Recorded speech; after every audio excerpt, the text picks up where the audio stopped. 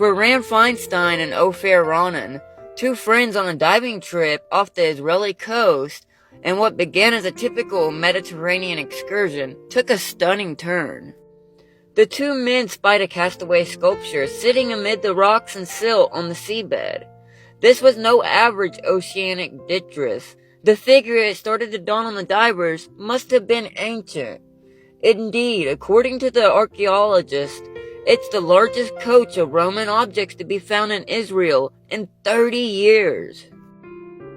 Ronan stated, "It took us a couple of seconds to understand what was going on. The duo realized the sculpture wasn't alone. The spot was rife with all kinds of objects. They had found the remnants of a Roman merchant ship lost at sea some 1600 years ago near Caesarea, a harbor city perched on the Israeli coast, roughly 30 miles north of Tel Aviv."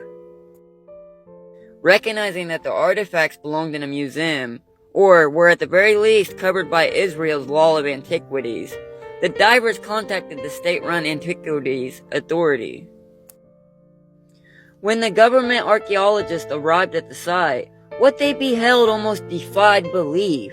A bronze lamp featuring Sol, the sun deity, several iron anchors, a statue of a moon goddess Luna, jugs for drinking fresh water at sea, a well figurine, and an item the Antiquities Authority described in a news release as a bronze faucet in the form of a wild boar with a swan on its hand.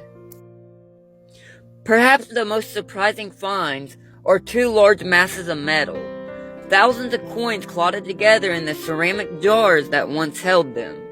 The 1600-year-old coin clusters tipped the scales at about 44 pounds. Based on the coins, the archaeologists have a rough idea of when the merchant ship sank. It was a time when the Roman Empire was on the cusp of Christianity. Some coins bear the visage of Constantine the Great, the ruler of the western half of the Roman Empire, who converted it into the new, holier-than-before version in the early 4th century. Other coins show Licinius, whom the Israeli Antiquities Authority described as Constantine's rival Roman ruler to the east, who reigned from 324 AD to 337. The find is remarkable for two reasons. The archaeologists say, first, the objects are well preserved and were only recently exposed on the ocean floor. The second being that the Romans frequently melted down metal statues to recast them.